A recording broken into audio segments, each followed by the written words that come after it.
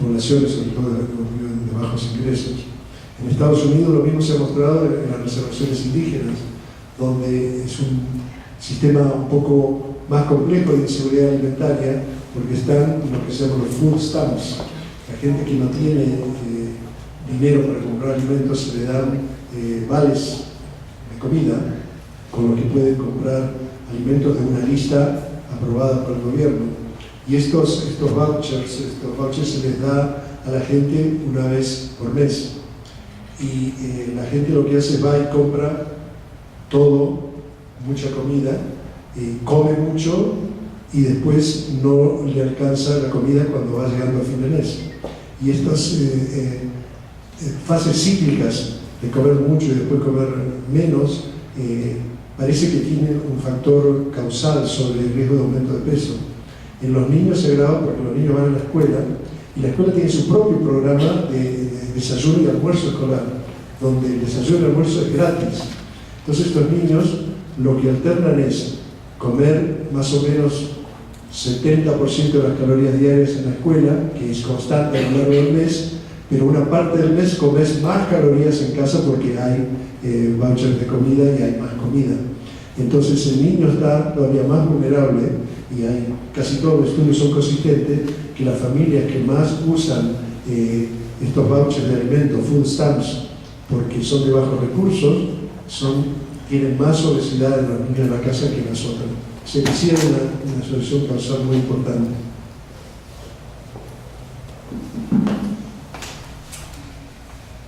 Bueno, tengo otra pregunta de la señora María Morales de Costa Rica, quien indica que los intereses de la industria distan mucho de la salud, aunque en Costa Rica se está trabajando en eso.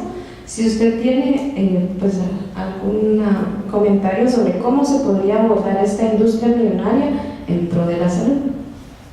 Industria de alimentos, sí. Bueno, en Estados Unidos hay dos tendencias entre los científicos y creo que en el mundo más o menos son esas. Una es a trabajar contra la industria, así que la industria es el enemigo, que son las que están causando esto, y ustedes saben como Carlos Montero y otros que están esencialmente en contra de cualquier interacción con la industria.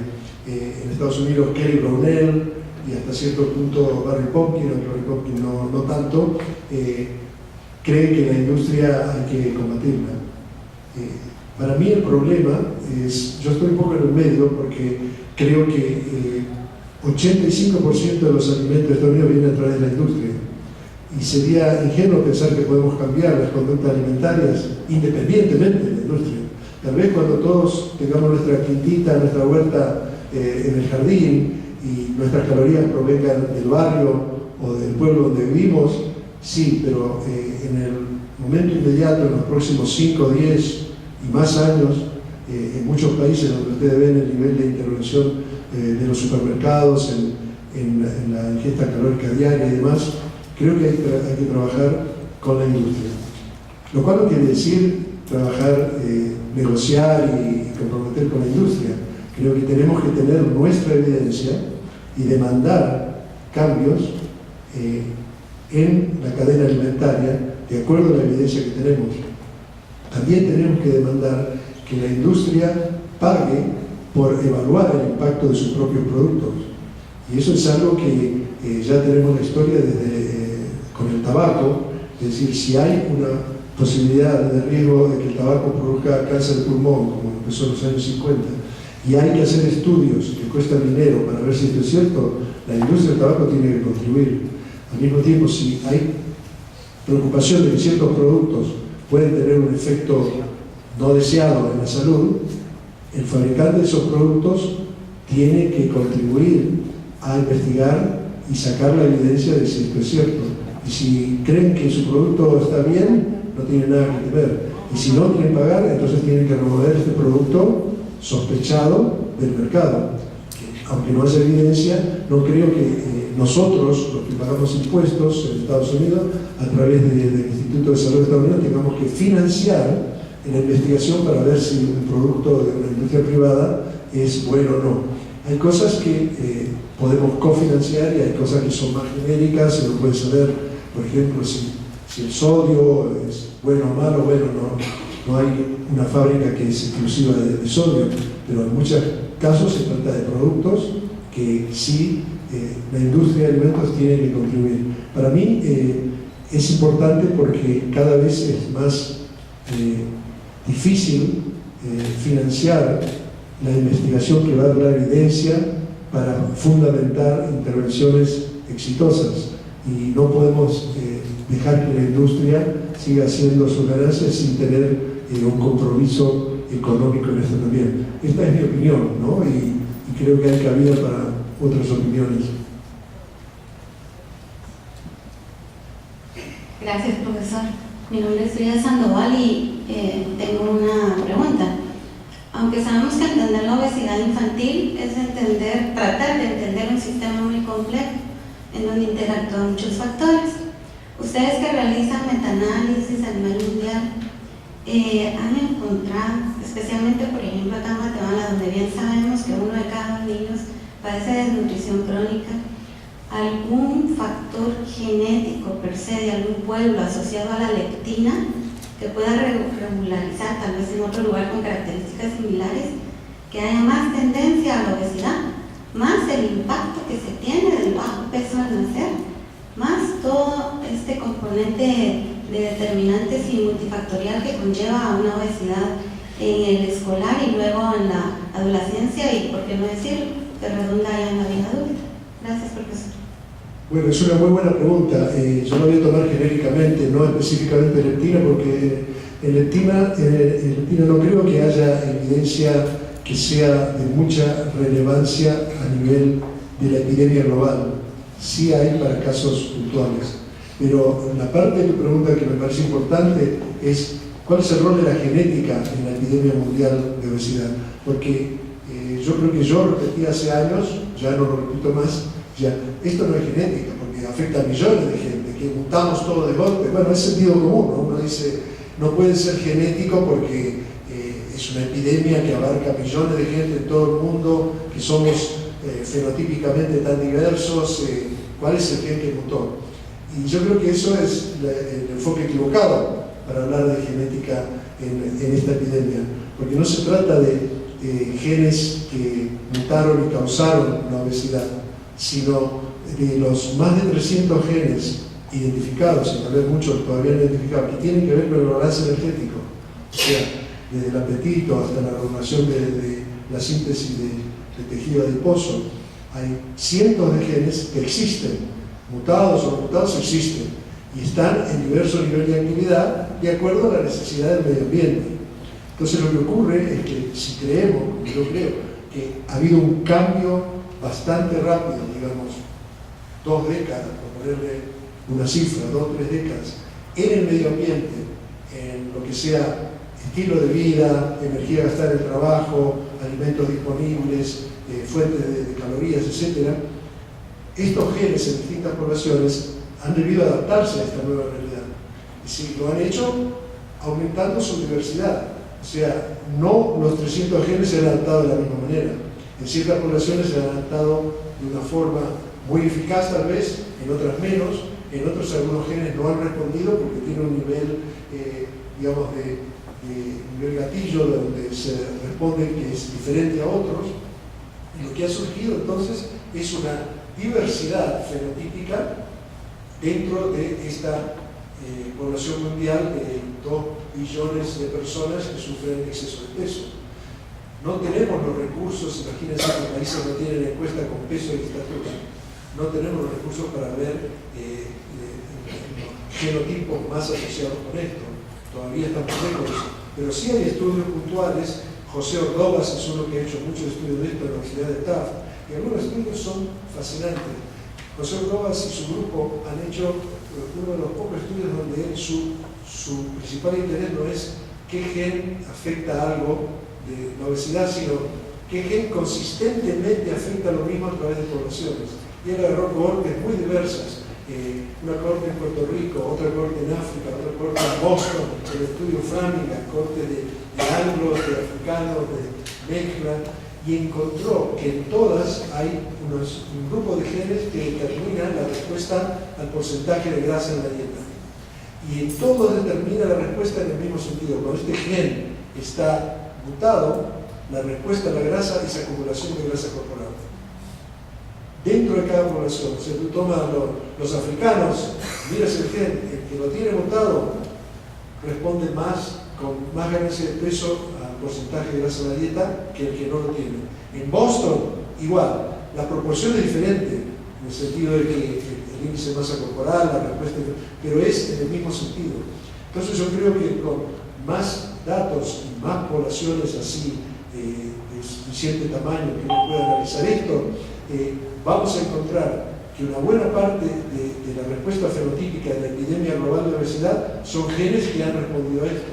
No son enfermedades genéticas, son genes normales que están respondiendo al cambio en el medio ambiente que nosotros hemos generado en las últimas décadas, pero que tienen que ver con genética. Porque esto es importante, no como el caso de la deficiencia de leptina, para inyectar la leptina, ir ahí a los 2 millones de gente y inyectar la leptina o hacerle un trasplante genético del gen. No es eso, porque los genes son normales y estas mutaciones son parte. Por ejemplo, en esta corte de Puerto Rico, 25% de la corte tenía mutado este gen. Esa no es una enfermedad genética, es la variación en la mutación normal. Entonces, ¿por qué es importante esto? Porque nos va a permitir identificar mejor nuestra población blanco. ¿Cómo hacemos? Si tomamos una iniciativa que decir, hay que reducir el porcentaje de grasa, esta es la prioridad y es la intervención principal, ¿cuánta gente va a responder? Bueno, tal vez responda solo el 60% y no sea una intervención de lo más eficaz. Hacer un gran esfuerzo con la industria, con los alimentos, con las preferencias alimentarias, y va a haber un segmento relativamente grande que no va a responder porque tiene un perfil genético determinado. O sea, poder rápidamente y efectivamente identificar el perfil genético de una respuesta es fundamental. Es lo mismo que se está haciendo con cáncer, por ejemplo, identificar el perfil de una persona que tiene un cáncer de mama o otro tipo de cáncer para ver predecir qué respuesta va a tener a qué tratamiento. Nosotros en un momento ojalá podamos hacer eso, aunque sea en parte, y predecir qué intervención va a ser la que va a beneficiar a la mayor cantidad de gente. Yo tengo una pregunta. Digamos, yo veo el asunto de la obesidad como un fenómeno muy complejo y que la ciencia sola, al momento de hacer intervenciones, tal vez no se está dando del todo abasto. O sea, no sé qué oportunidades o posibilidades ve usted para que los círculos académicos se abran a hacer investigación con otras personas, otros actores que tengan conocimiento basado en la experiencia, digamos la gente misma, ¿verdad? Los que están siendo afectados por las cadenas alimenticias y todo esto, ¿verdad? Mi pregunta era que, digamos, si un tipo de intervención transdisciplinaria que incluya a otros actores políticos, gente civil, sociales, etcétera, puedan llegar a generar investigación para la acción, digamos que la ciencia esté respaldada por otros actores no necesariamente científicos, sin descalificarlos. Sí, bueno, es otra gran pregunta, porque creo que, de vuelta, cuando uno dice la obesidad no es una enfermedad, es un sistema complejo que abarca la sociedad, el estilo de vida, etc., eso también tiene que reflejarse en los instrumentos que usamos para estudiarla y para intervenir. Y en ese sentido también estamos atrasados. Seguimos el dinero de investigación en la obesidad. Empezó a fluir hace décadas a partir de la endocrinología. La obesidad es un trastorno endocrino, la tiroides, páncreas, no sé, ni me acuerdo, pero era una cuestión médica. Después, claro, con todo lo afectado se empezó a incorporar cosas, se empezó a incorporar más la salud pública, la epidemiología, las ciencias sociales, la industria alimentaria, la tecnología de alimentos, es decir, más y más disciplinas. Pero los principios básicos realmente no han cambiado mucho. El dinero sigue fluyendo a través de los principios cartesianos de identificar un objetivo, identificar una metodología, y todo esto es muy técnico, y cuando más técnico, el ranking de la propuesta de uno sube, porque parece más profesional, más elaborado, y después nos queda el problema de que cuando nos dan el subsidio y tenemos que hacer una investigación, tenemos que ir a convencer a la población de que eso es bueno para ellos y que es útil. Y a veces no es tan fácil porque, claro, lo hicimos tan elaborado y tan complejo y tan puntualizado que después trasladarlo a los intereses más generales de la población no es fácil. Estoy totalmente de acuerdo en que hay que incorporar a otras gentes a la investigación, no científicos, no profesionales. Los que nos dan la plata no tienen un mecanismo para hacerlo, no tienen un mecanismo. Si yo digo quisiera poner a este ciudadano, o Paola Letón está acá, Paola hizo un estudio donde tenía su grupo en el MISCO, tenía policía, el cura, estaban todos ahí discutiendo cómo mejorar la dieta de los niños, cómo hacerles una actividad física. Pero claro, eso lo podemos hacer nosotros acá, tenemos cierto control sobre cómo hacemos la intervención, pero si tienes un proyecto más grande como el que tenemos en Estados Unidos, tienes que tener la aprobación del Instituto Nacional de Salud, que es el que financia, y ahí todavía no hay comprensión de cómo hacer eso. Yo la única experiencia que tengo donde se ha logrado esto es con los indios americanos, con las tribus indígenas, que era financiado por el NIH, pero las tribus simplemente decían estamos hartos de que vengan, saquen sangre y se vayan, ¿no? Y seguimos cada vez con más obesidad. Hay que hacer algo diferente. Entonces, en el comité directivo del proyecto, todos científicos, profesores de Johns Hopkins, de Michigan, de donde sea, pusimos 3 indios. Uno era un curandero de ahí, el otro era un viejo que se especializaba en contar historias a los niños y sabía mucho sobre historias y costumbres, y otro era un representante de la comunidad de médicos, etc. Y fue todo un problema convencer a nadie, ¿qué hacen esto acá? Con voto, no conservadores, con voz y voto. Y dice, bueno, vamos a hacer este estudio, así, no entiendo nada. Bueno, habría que explicarle, stepwise logistic regression en términos que no entienda. Y así trabajamos con ellos 7 años. Y te digo, fue muy educativo. Primero, se puede explicar la regresión logística a una persona que no sabe nada de estadística. Si no lo puede explicar, no sabe bien qué estás haciendo. Segundo, esta gente tiene cierta razón, dice, no le puedes hacer eso en una escuela, no va a gustar. ¿Y por qué? Bueno, y obviamente tienen razón. Conocen mejor, y si uno no está de acuerdo, si lo probemos, veamos, ellos también a veces tenían que ceder algo. Pero fue una experiencia puntual, ¿no? No cambió los criterios, ni NIH desarrolló una política. Está un poco más flexible porque esta experiencia fue positiva, pero lo que tú dices es fundamental y creo que tiene que va a ocurrir cuando más exigencia haya de la gente, de la población blanca, ¿no? De los sujetos participantes en el estudio. Es como las cosas de ética y los derechos del participante en un estudio han ido mejorando a medida que ha habido quejas y demandas de la gente que participa en el estudio, ¿no? Y ahora, obviamente, son mucho más involucrados, pero hay que seguir la presión.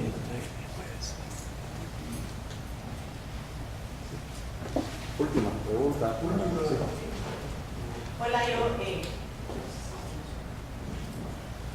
Hola. Hola. ¿Cómo está? Muy bien, gracias. Soy Violeta. Yo he estado involucrada en algunas de las investigaciones también que se han hecho en ICAP y creo que mi pregunta ya la ha respondido con el comentario anterior. Mi pregunta iba, ¿qué comentario tenía usted acerca de cómo poder traducir toda esta evidencia, todas las investigaciones a acciones, a políticas, lo que los canadienses llaman knowledge translation? ¿Qué opinión tiene usted acerca de esto? Si nosotros vemos la investigación en la Universidad de Estados Unidos, por ejemplo, los últimos 20 años, no hay duda de que lo que se ha trasladado en políticas, siquiera en educación, es ínfimo, tal vez 5%. Es decir, la cantidad de conocimiento que se ha adquirido en Estados Unidos, donde hay mucha investigación, tanto aplicada como más básica, es enorme. Y sin embargo, muy poco de eso se ha trasladado a acción. Yo creo que ahí hay 2 motivos. Uno es que para trasladar un conocimiento a una acción tiene que haber acción. Si no hay acción, no hay posibilidad de traslado. Y en ese sentido, las acciones en obesidad en Estados Unidos han sido muy limitadas y desorganizadas, en parte por la naturaleza del país, de que es un país muy federado, no hay programas nacionales que realmente tengan el poder de imponer medidas a los estados, etc.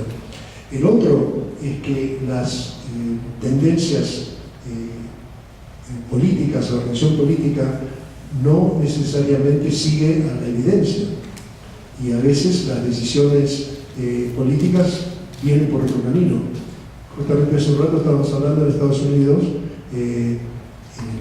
la administración de Obama mejoró el programa que ya mencioné de alimentos en la escuela, desayuno y almuerzo, exigiendo cambios relacionados con la obesidad, para responder mejor a la obesidad. Esos programas empezaron en los 60 para combatir la desnutrición y nunca fueron actualizados hasta ahora. Entonces lo actualizó con orden ejecutiva, porque no hace falta una ley, la ley no cambió, solamente qué productos, qué porcentaje, calorías, etc. Sin embargo, el Congreso republicano en sesión pasó una nueva ley para impedir la implementación de estos cambios, porque la industria alimentaria se quejaba de que iba a ser muy caro cambiar de leche entera a leche descremada y esas cosas, ¿no? De modo que la tendencia política no necesariamente se basa siempre en la ciencia queda atrás, queda relegada, y de vuelta es una lucha, ¿no? Por tratar no solo de que se implemente un programa, pero que se implemente en base científica sólida. Y ahí la alianza científica o política en Estados Unidos yo creo que siempre ha sido débil. De hecho, en muchos de nuestros países esa alianza, cuando existe, por ahí es más fuerte. En México estamos hablando que puede ser circunstancial, pero últimamente ha habido una buena alianza. Hernández fue subsecretario de Salud y ahora es director del Instituto de Investigación de Salud Pública. Hay cierta interacción, y en otros países puede ser también. Eso es fundamental y no siempre ocurre. Bueno, muchas gracias. Muchas gracias a todos. Esperamos que nos vuelva a visitar para volver a tener otra plática con él.